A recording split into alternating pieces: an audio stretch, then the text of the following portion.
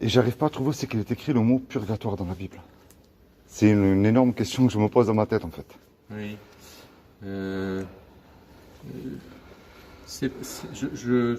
Parce que moi, c'est important, il faut que je sache, quoi. C'est... Oui, oui. Mais le mot en lui-même, n'y est peut-être pas. D'accord. Mais ça fait partie de l'enseignement de l'Église. Oui. Que le purgatoire est ce lieu où, eh bien, on finit de réparer les péchés qu'on a commis sur cette terre. D'accord. Dont on a eu le pardon, mais qu'on n'a pas réparé. D'accord. Et en fait, il sert à quoi le purgatoire, en fait? Alors, c'est-à-dire que quelqu'un qui commet un péché, oui, c'est une faute, d'accord, qui mérite une peine. Ok. Donc, la faute est effacée par l'absolution quand on va se confesser. Oui. Et la peine, elle est effacée par ce qu'on appelle la pénitence. D'accord. Donc, on reçoit une pénitence quand on fait sa confession. Une pénitence à faire. Mais cette pénitence, on ne sait pas si vraiment, par exemple, elle sert à tout effacer la peine. D'accord. Donc s'il reste une peine, on ne peut pas rentrer au ciel comme ça, donc on va au purgatoire pour finir de réparer, d'expier cette peine. Mais c'est biblique ou pas, ça? Oui, il y a un fondement scripturaire. D'accord. C'est dans l'Ancien Testament ou dans le Nouveau Testament, ça? Alors, il y a les deux. Dans l'Ancien Testament, il y a les Maccabées. D'accord. Les Maccabées qui disent que ils parlent d'une pratique qui est de offrir un sacrifice pour les morts. D'accord. Donc si on offre un sacrifice pour les morts, c'est qu'ils ont besoin encore de nos prières. D'accord. Et dans le Nouveau Testament? Ça doit être, si je ne me trompe pas, Saint Paul qui dit que certains seront sauvés comme en passant par le feu. D'accord. Comme en passant par le feu. D'accord. Voilà. Parce que moi, je pense que, en fait, le purgatoire, c'est ce qui nous purifie, en fait, c'est ça? Oui. Parce que moi, ce que j'avais compris, je vous explique ce que j'ai compris, moi. Qu'on sera tous jugés par rapport au bien ou au mal qu'on leur a fait. Oui, c'est sûr. Et pour savoir si on fait du bien ou du mal, on se base sur la loi des 10 commandements, qui est écrit, tu ne mentiras point, tu ne voleras point, tu mettras toujours Dieu en premier dans ton cœur, tu ne commettras pas d'adultère. Mais Jésus a dit, quiconque a convoité une femme a déjà commis un adultère avec dans son cœur. Mais quel est l'homme ou la femme qui n'a jamais menti, qui n'a jamais volé, C'est pas pour ça qu'il ne faut pas le faire. Regarde, juste la fin du message. Donc si Dieu nous juge par rapport à cette loi-là, on est tous coupables, parce qu'on mérite tous, c'est l'enfer. Mais en général, un créateur, il aime ce qu'il crée. Mais attendez, en faisant des efforts, on arrive à respecter. Bien sûr, mais regardez, en général, un créateur, il aime ce qu'il crée. Vous prenez un musicien, par exemple, la musique qu'il joue, il aime.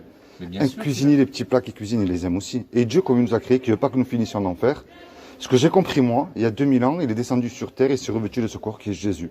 Et il a dit qu'on croit que Jésus, le Fils de Dieu, il aura la vie éternelle. Mais écoutez, mais croire, c'est une chose. Parce que les démons, ils existent, ils croient et ils tremblent. Alors là, vraiment, ce que j'ai compris, il y a un mot-clé qui s'appelle la repentance. Le sens même de la repentance, ça veut dire se tourner vers Dieu, mais seul à seul. Et entretenir une relation avec lui. Et prendre la Bible, la mettre en pratique aussi. Vous comprenez ce que je veux dire? Qu'est-ce que vous distribuez comme... Alors, il y a celui-ci. C'est ce que je vous ai dit derrière. Mais vous êtes quoi, catholique ou... Non, moi je suis un simple chrétien qui met la Bible en pratique. Mais moi, ce que je me pose une question, en fait, c'est sur le purgatoire. Parce que il est écrit dans la lettre de Jean, dans le Nouveau Testament, dans 1 Jean au chapitre 1, au verset 7 ou 8, que c'est le sang de Jésus qui nous purifie. Et moi, ça me pose un problème, c'est le mot purgatoire. Alors, je ne doute pas de votre foi ou quoi, mais moi, c'est le mot purgatoire qui me gêne. Parce que c'est pas écrit dans la Bible. Non, sinon, Jésus le renseignait. Oui, mais attendez. Parce que moi, j'ai compris que le salut, c'est par grâce. Tout ce que Dieu nous a révélé, ce qu'on appelle la révélation, d'accord, il y a 2 sources. Oui. La première source, c'est effectivement la Sainte Écriture. Oui. Mais la deuxième source, c'est ce qu'on appelle la tradition. D'accord. C'est-à-dire que ce que notre Seigneur a enseigné aux apôtres, oui, tout n'est pas écrit dans la Bible, Saint Jean le dit, tout n'est pas écrit dans la Bible, mais ça a été donc transmis comme de main à la main, ça a été transmis dans l'Église. D'accord. Par exemple, le « je crois en Dieu » n'est pas écrit textuellement dans la Bible. C'est un enseignement de l'Église, ça nous est venu par tradition, le symbole des apôtres. D'accord. C'est le résumé de ce qu'enseignaient les apôtres. D'accord. Donc il y a deux sources. Et donc, c'est pas parce que vous ne trouvez pas le mot purgatoire dans la Bible que ce n'est pas révélé par Dieu, par tradition. Oui, mais dans ce cas-là, alors Jésus, moi c'est ça ma question, ma grande question, elle est là. Jésus leur a enseigné aux apôtres, et les apôtres, il l'aurait écrit, ça. Non, notre Seigneur n'a rien écrit. Notre Seigneur n'a rien écrit, c'était un enseignement oral qui a été répété par les apôtres. D'accord. Ils l'ont gardé pour le transmettre. D'accord.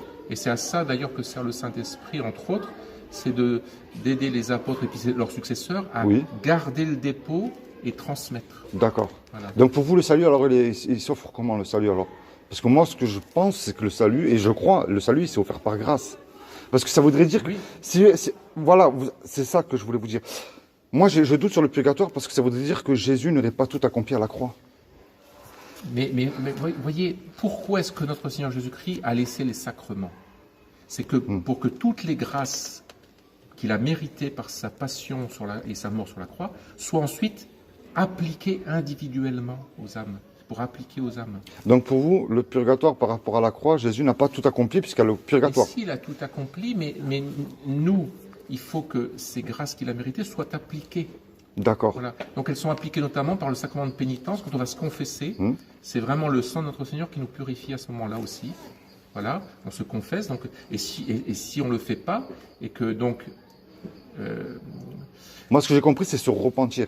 Et le sens même de la repentance, bien sûr, il faut arrêter de mentir, de voler, de combattre. Ça, mais si vous avez remarqué, quand on le fait, la conscience, ça nous le rappelle aussi qu'on a fait quelque chose qui n'est pas bien. Mais le sens même de la repentance, ça veut dire se tourner vers Dieu et se tourner vers Dieu, exactement, c'est plutôt conversion, convertir, convertérer, se tourner vers Dieu. Bah, écoutez, ça m'a fait plaisir, moi, de partager ces moments avec vous. Tout ce que je vous ai écrit, c'est... Voilà. Passez une bonne journée, puis on se reverra. Allez, passez une bonne journée, au revoir.